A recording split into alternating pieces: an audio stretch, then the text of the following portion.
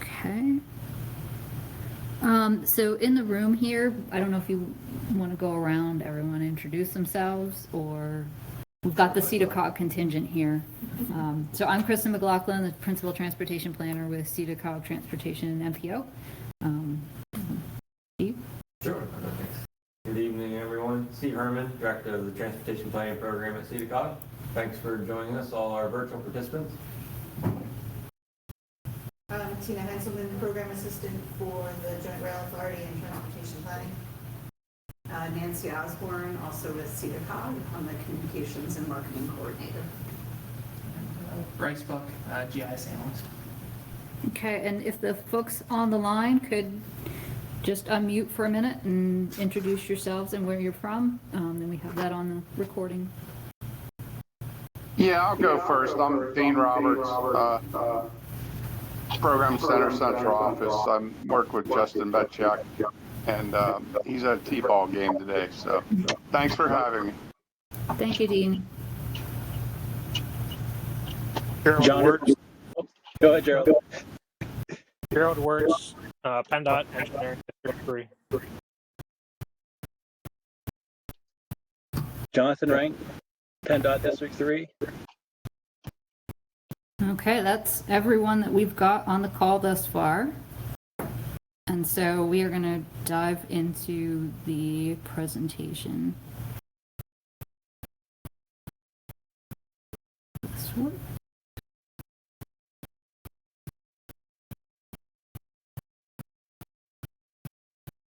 Looks good, Bryce. Okay, all right, thank you. So thank you everyone for joining us for this public meeting for input on our draft 2025-2028 TIP. The meeting purpose is to inform residents about regional transportation planning activities, share details on the draft TIP for the 2025-2028 cycle, talk to the public obviously on TIP projects and the general specific transportation needs in the SEDA COG MPO region, and solicit any public input on the draft. And Bryce had dropped in the chat the link to our TIP website, which does have both the handouts and the presentation for tonight's meeting. So if you want to follow along, that PowerPoint presentation is on there and does have active links on it, so that you should be able to just click on those.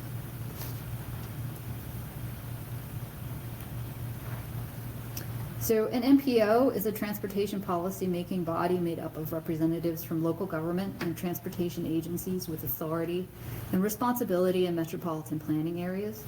Federal legislation passed in the early 1970s required the formation of an MPO for urbanized areas with a population greater than 50,000.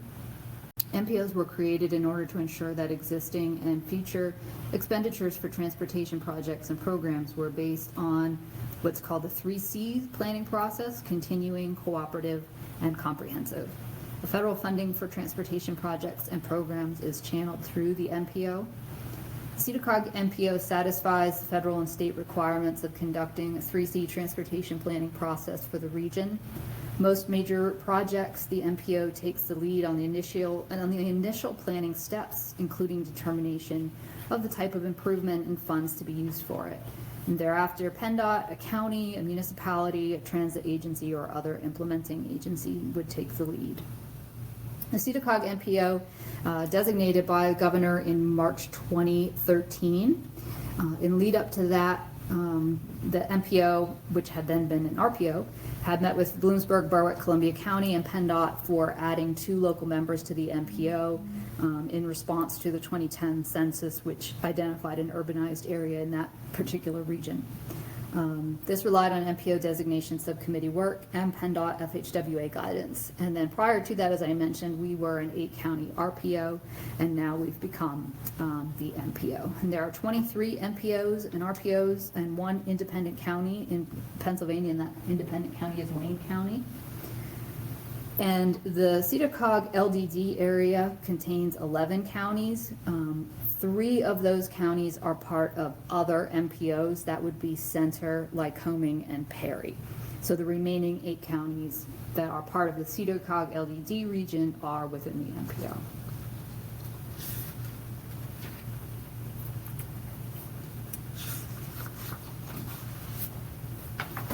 This table shows our voting membership, which is, we have 17 voting members. They're regularly participating non-voting members, often from Lycoming County, Center County, and FHWA, among others.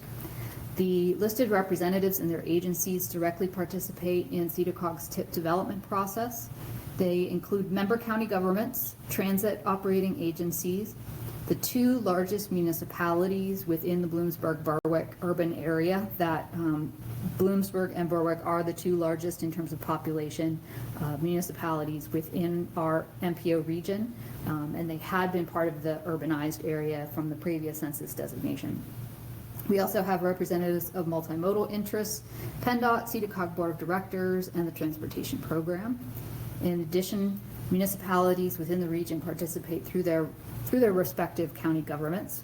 Countless other groups, the business community, and the general public become involved through the SEDA COG public participation process, in addition to involvement at the municipal and county level. The variety of jurisdictions and agencies in the region necessitates a high degree of coordination by SEDA COG during the TIP development process.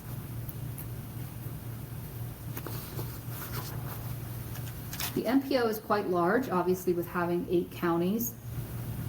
It makes up 7.6% of Pennsylvania's total land area, and the population is actually only 3% of Pennsylvania's total population. And the population, as per the 2020 census of the MPO region, is 364,029 people. As I previously mentioned, there was a former urbanized and metropolitan statistical area in the Bloomsburg-Berwick area, but due to changes in that definition at the Census Bureau, that is no longer an official designation for us. The web of dispersed urban areas across the broad center area of Pennsylvania makes up that, in particular from about Danville all the way to Berwick, and then there are some other ones, as you can see in the map. In addition, the daily vehicle miles traveled actually declined in 2020 to 8.8 million. It was likely due to COVID, and it rebounded the following year. We typically have close to 11 million DVMT from previous years. In addition to this, we have 2 Class 1 railroad lines, active short line and regional railroad lines. This includes the JRA, the Joint Rail Authority, which operates in 7 MPO counties with significant car loads and service for area manufacturers. And in the Lewistown area, there is an Amtrak station, which is in the process of receiving some ADA upgrades.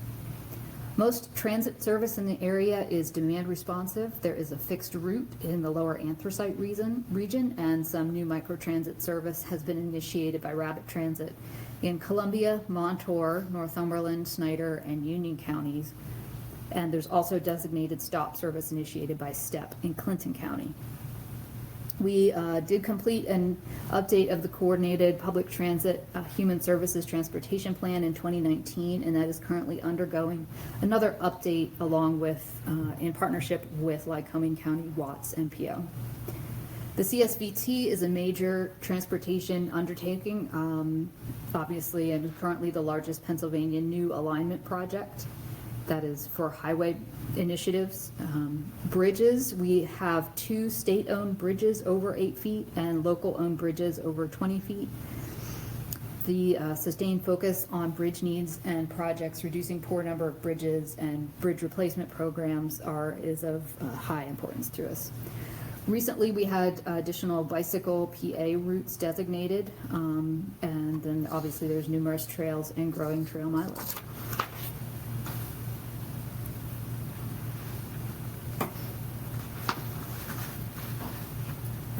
Just a sampling of the region's multimodal transportation infrastructure. The focus on that we've had for a number of years is placed on asset management to improve safety, facilitate efficient movement of people and goods, and enhance the quality of life and economic vitality in the region.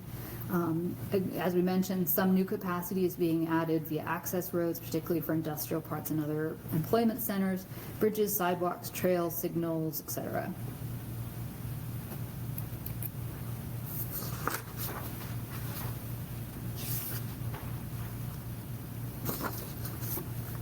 This slide shows how the TIP relates specifically to the long-range plan. Regionally significant projects must be drawn from the region's long-range plan, and all projects on the TIP must help implement the goals of the plan. The long-range plan, required by federal law, is the document that helps direct transportation and land use decisions over a minimum 20-year horizon. The plan represents an extensive list of policies and strategies, as well as actions required to carry them out. And this is currently, we've kicked off our next long-range transportation plan that will be adopted in 2026. And the TIP represents the translation of recommendations from SEDA COG's current long-range transportation plan into short-term program of improvements. All projects included on the TIP, as mentioned, must be consistent with the long-range plan.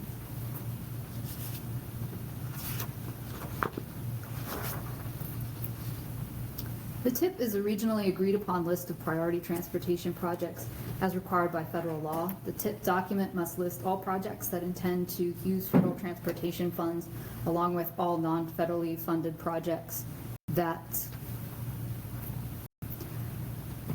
sorry, I thought it didn't change the slide.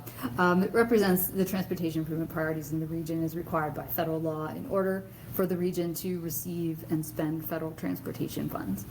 The list is multimodal, and in addition to more traditional highway, bridge, and public transit project, it does include some bicycle, pedestrian, and freight-related projects.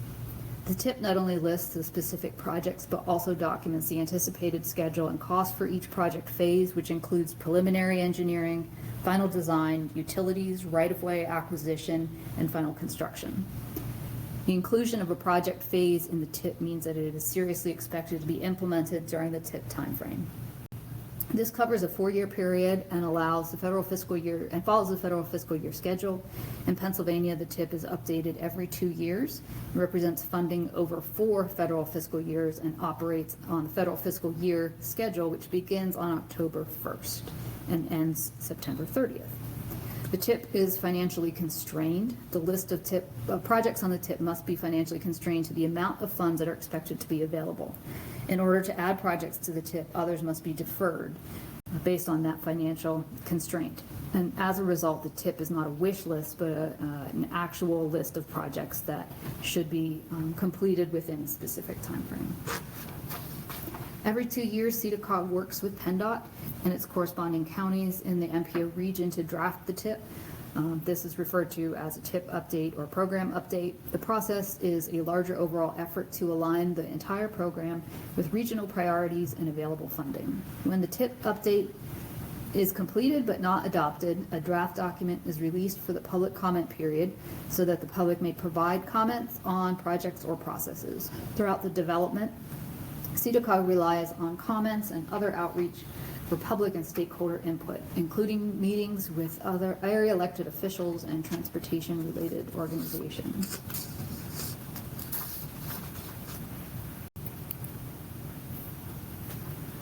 The draft TIP actually contains 260 transportation projects across the 8 MPO counties and is worth a total of over $521 million, including federal, state, and local funding sources. There are 85 new projects on the TIP, and so those are worth $78 million. There's 168 carryover projects from the prior TIP, or that encompass line items, and then 146 bridge projects, 94 roadway projects, and 18 safety projects. About 30% of the TIP funding is tied to the CSVT project activities. And in addition, there are 21 local bridge projects worth $21 million included on the TIP. And we greatly appreciate all the input that we had from local government officials in prioritizing those local bridges, and in PennDOT for helping us to advance them.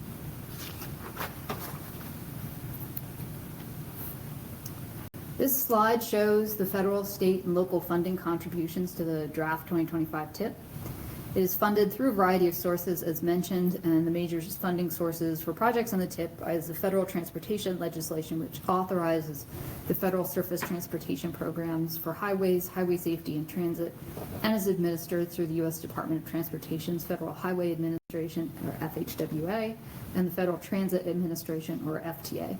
Federal transportation funding for roads and bridges is made available through the Federal Highway Trust Fund, generated primarily by 18.4 cent per gallon motor fuel tax and supplemented by general funds.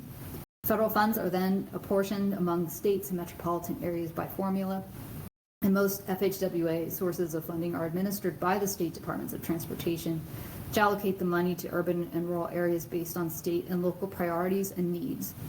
Common allocation criteria include population, MVT, lane miles, poor IRI, truck MVT, poor bridge deck area, overall bridge deck area, crashes, transportation management, performance management requirements, and asset management philosophies that are based on lowest life cycle costs, transit passenger ridership, and transit revenue vehicle miles.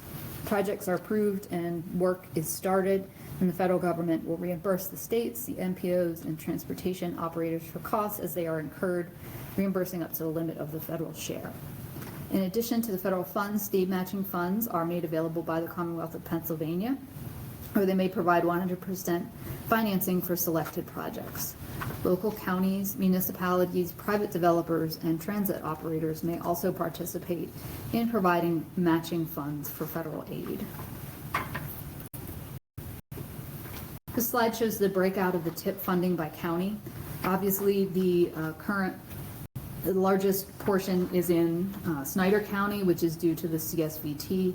In addition, Northumberland County has a significant portion. And over time, this generally is about the same proportion of funding allocated to each county, with some fluctuation, mostly due to the CSVT.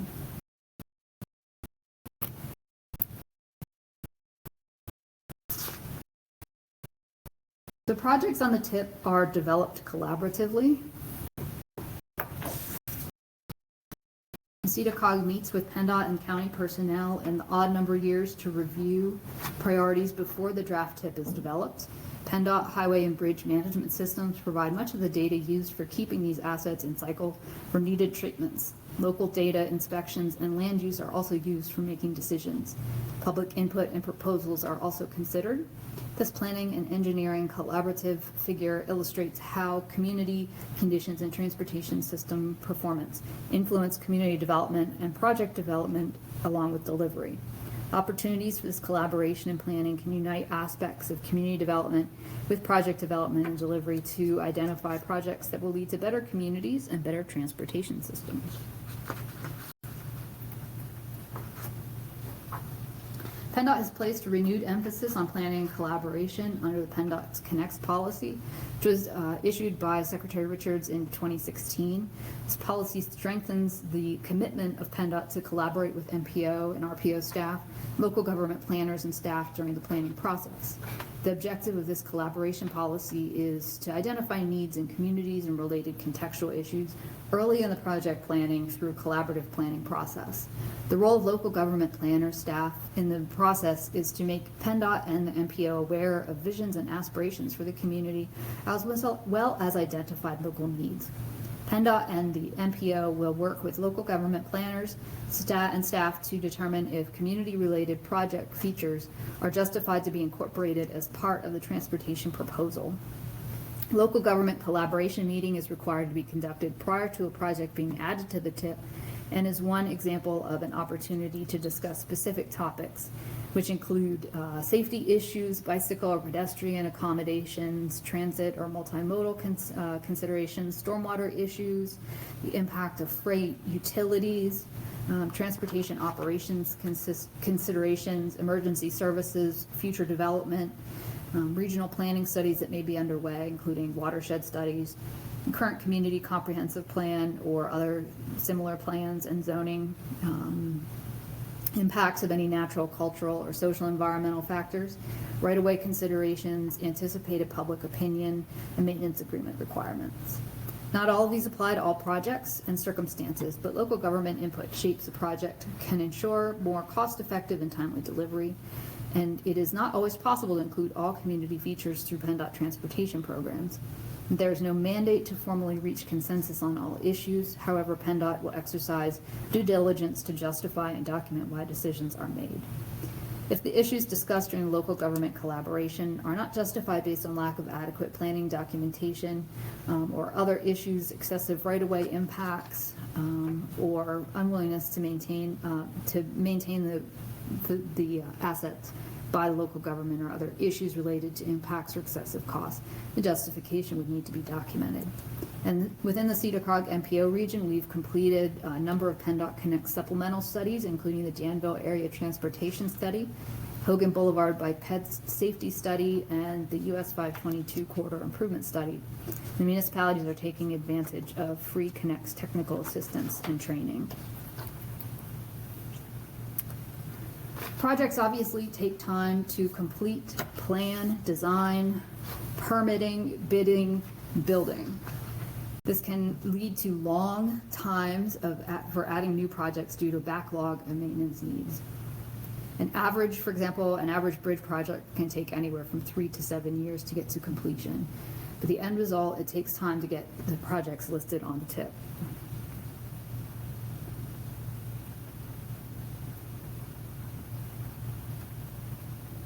So for bridge construction, oftentimes need to balance bridge preservation versus replacement. Local bridge needs have to be considered. Special provisions with regard to length, functional classification, whether they're included in specific legislation, et cetera, are all parts of the consideration. And roadway construction, these are two projects that are currently on the tip. One is in Coltmont Borough and the other one is in Berwick Borough. And we must balance, obviously, preservation and reconstruction. There is a focus on preserving roads to extend service life, such as pipe replacement, shoulder cutting, base failure repairs, crack sealing, guide rails, seal coats, etc.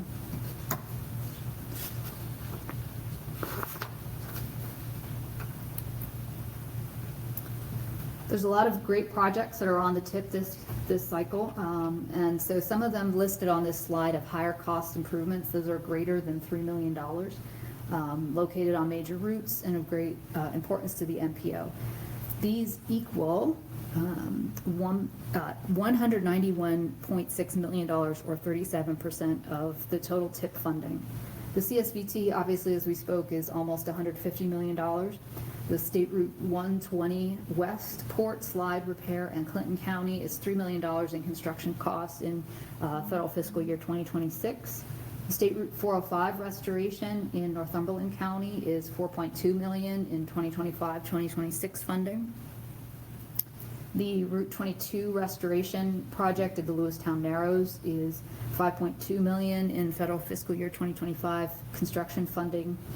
The Route 54 corridor safety improvement project is $16.7 million for construction in 2025-2026 federal fiscal year. And the State Route 239 bridge restoration over Fishing Creek is $3.5 million of construction money in 2025-2026 as well. And finally, the State Route 22 bridge restoration in Juniata County is $9.5 million in construction in 2025 and 2026.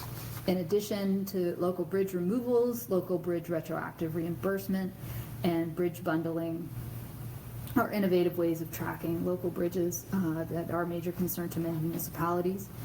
We also have a number of local bridges on the tip this year, or this cycle, which include Clinton County, Columbia County, Mifflin County, Montour County, Northumberland County, Snyder, and Union. And some new bridge projects may be addressed through the tip in the future using cost savings or special initiatives. Obviously, the major transportation project in this region for a number of years has been the CSVT. This project has been in the works since the Route 15 corridor study was completed in 1959. The passage of Act 89 in 2013 made the funding finally available to complete it. It creates a new limited access highway in Snyder, Union, Northumberland counties, which is the purpose to separate trucks and through traffic with local traffic, and improve safety, reduce congestion, and accommodate overall growth. The CSVT is divided into the northern and southern sections. The northern section connected Route 147 south of Montana, Northumberland County, to US 15 south of Winfield in Union County, and the northern section opened to traffic in July 2022 The southern section will connect the south end of the northern section, proceeding to an existing interchange with US 1115 just north of Selinsgrove, and will include an interchange connector to Route 61 via the Veterans Memorial Bridge. The southern section is hopefully on track to open for traffic in 2027, and the Route 61 connector will be completed thereafter. And the new CSVT River Bridge is more than 4,500 feet long. It's PennDOT's 8th longest bridge in the state and is the highest over the Susquehanna River. Updated traffic counts performed in October 2023 found that the river bridge is carrying roughly 16,000 vehicles per day, including 3,800 trucks. The latest count showed that more motorists are using the new bridge in October 2023 than there were the year prior, and initial counts found that roughly 12,000 vehicles a day were using the new bridge, so there's a significant increase.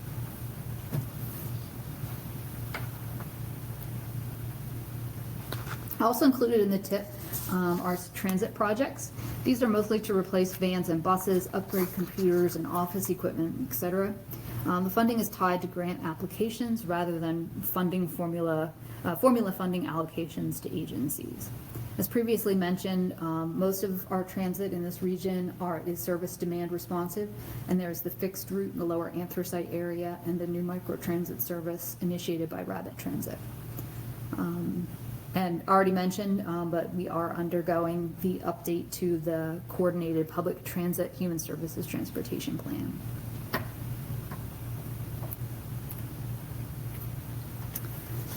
This slide, and hopefully in the packets for anyone following along with that through the packet that's available on our website, which the link is in the chat. This is a one map that shows where all of the mappable projects are for the 2025 TIP, and it's a great resource to look at where projects actually are and to pull up specific details about them. This map is also linked on the website in addition to having the link within the PowerPoint presentation. Throughout the planning process for the TIP, we also looked at the mappable TIP projects and the ratio to minority population percentage in census block groups. And this is part of the EJ analysis process. And we also did the same for low income population percentage throughout the SEDA COG region.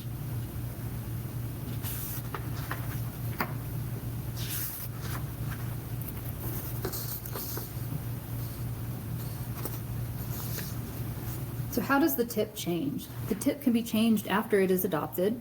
It is not a fixed document that can't be changed. Under the provisions of federal law and regulation, the approved TIP can be modified or amended in various ways in order to add new projects, delete projects, advance projects, or accommodate cost and phase changes or major work scope changes in a project. The criteria and procedures for changing the TIP are outlined in a memorandum of understanding.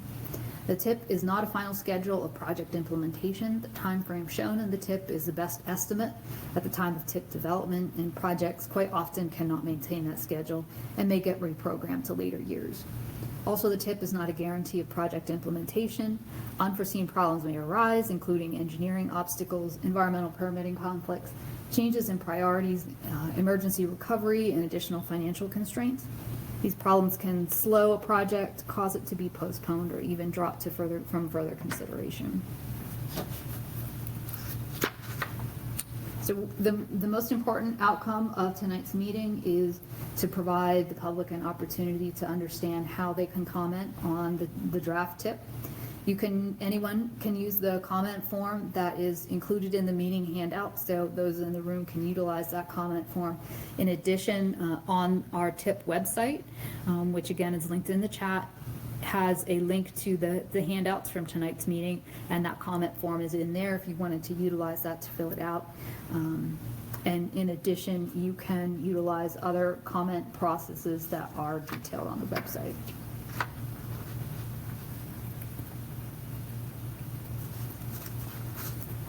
And then from there, you would, we would respond back to at least let you know that we've received your comments, and comments are forwarded to the MPO board to be included in other information about the TIP when it is considered for adoption. The MPO may consider changes based on comments if they are appropriate, and your comment will be considered when we're developing candidate projects at the beginning of the next TIP update, which will kick off in summer 2025. However, you can certainly comment on it at any point in time. You'll be notified of ongoing activities related to the TIP using the contact information provided in your comment so that you can stay involved. The MPO and PennDOT may also consider the comments as funds become available to add projects to the current TIP. And this is the chance to let MPO members and other decision makers know what you think of these projects and what issues are going on in the area.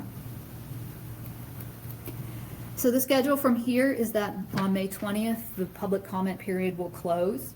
On June 14th, the SEDA COG MPO will meet to consider adoption of the TIP. And if that is adopted on June 14th, then SEDA COG MPO will submit the TIP to PennDOT. In August, the State Transportation Commission will work towards approval. September, FHWA and FTA will approve the process. And then October 1st, the new TIP goes into effect. And lastly, there's certainly the bipartisan infrastructure law, also known as the bill or IIJA. This has provided additional $4 billion to Pennsylvania from 2022 to 2026, and will provide an additional $126 million to SEDA COG MPO area in that time frame. Oftentimes, there is a need to match federal funds with 20% state funds, and there are a number of new discretionary programs that are being announced very frequently, and this has links to those two websites that detail that information. So at this time, we can take any questions, comments, suggestions from anyone in the room or anyone online.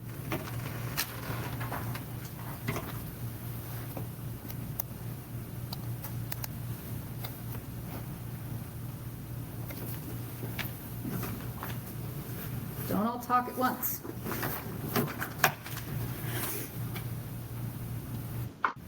Hey, Kristen, this is Dean. That was very, very good. You said that is out on your website. I may try to strong arm some of my other areas to put something similar together. If you don't mind. I don't mind. I defer to the previous folks that started the process, such as this in the SEDA COG MPO. But yes, the PowerPoint presentation, if you reach out to us, we can send you the actual PowerPoint presentation with the notes included, but the slides at least are available on the website, as is the handouts that we have here. I'll send you an email. Thank you very much. Thank you. Yeah, absolutely no issue, Dean. Thanks for the comment, and we're glad to offer any kind of templates for other planning partners. We obviously collaborate a lot as a team with our surrounding agencies and the fine work that they're doing. So if there's things you think that are of value here and how we present it, feel free to share it.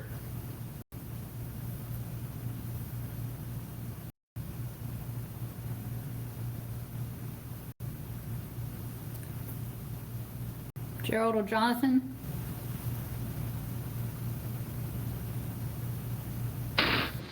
Yeah, good presentation. Thank you for all the time that you have invested in this.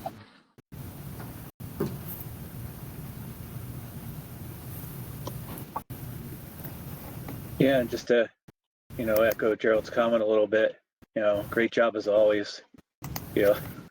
At this point in time, after, a long labor, you guys make it, make everything else when we're wrapping this up so much easy, really easy for us. And, on the planning or programming District 3 side, we're pretty grateful for it. And again, we've seen other, presentations before, and you guys are, running the top of the pack here. Thank you very much. I'm going to share here quickly.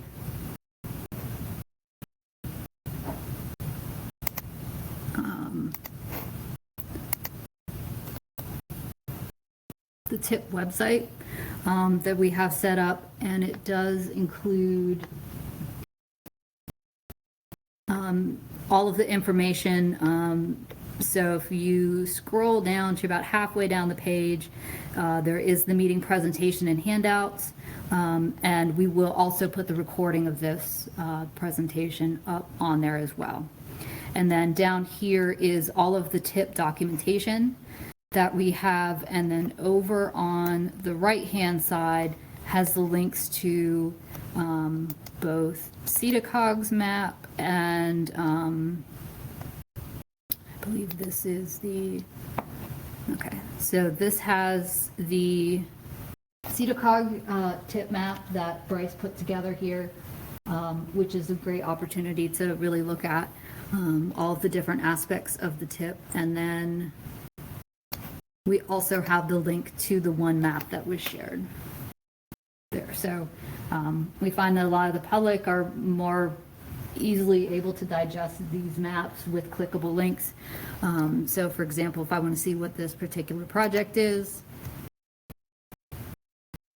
all that information from MPMS comes up as well.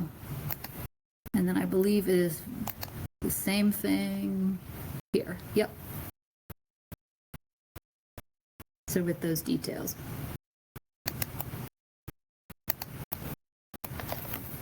I'll just point out kind of mapping related or analysis related to the State Transportation Commission. We also prepared kind of cluster maps of each of the input points that came in that were mappable from the general public. That's one of the things that really kicks off the initial activity with the TIP development is when the State Transportation Commission does its public survey. So we give a lot of deference to those, and we value the input the public offers that way. We do some analysis, see if there's grouping of similar themes, issues, concerns from the public. We may not get a lot of input at this stage, the draft tip being finalized and get input on it, but the state does collect that across the entire Commonwealth, and we get usually 100 plus mappable comments that come in from the public. So that's looked at, and we work closely with the district staff, and this time I appreciate receiving from them what they thought were likely outcomes or best ways to respond to some of those comments that were shared for the State Transportation Commission survey. So lots of analysis and lots of mapping and lots of collaboration throughout. And thank you, Kristen, for this presentation tonight, and everybody else for all you bring to bear on the TIP updates. Hey, Kristen, Dean again. How many tribal nations did you have to send a hard copy to? Hard copy, I think there were 6. 6 of them? 6. 6 comes to mind. Yeah. Okay, wait. Yeah. Just curious. We're having they're having a summit in September. Hopefully, we can come out of that with a better way to skin a cat, so to speak. Sure. And hopefully, we can help you out at least for next time. So, thanks for that information. Sure. And if it's not 6, I'll follow up with an email to you tomorrow. But I'm pretty sure that's how many we ended up sending out packets to.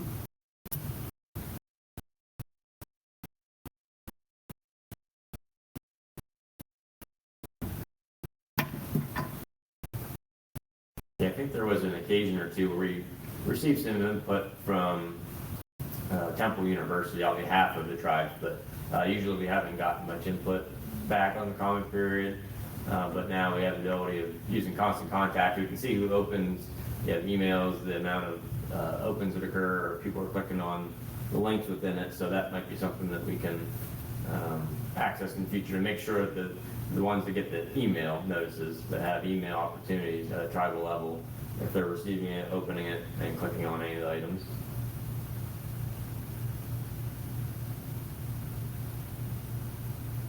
Thank you both. Thank you. Thank you for your guidance in that process.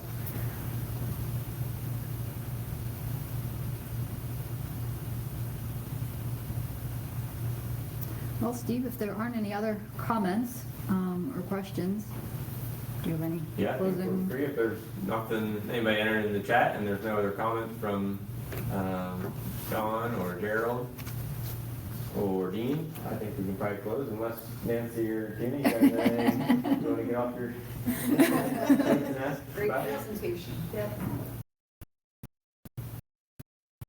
Well, okay.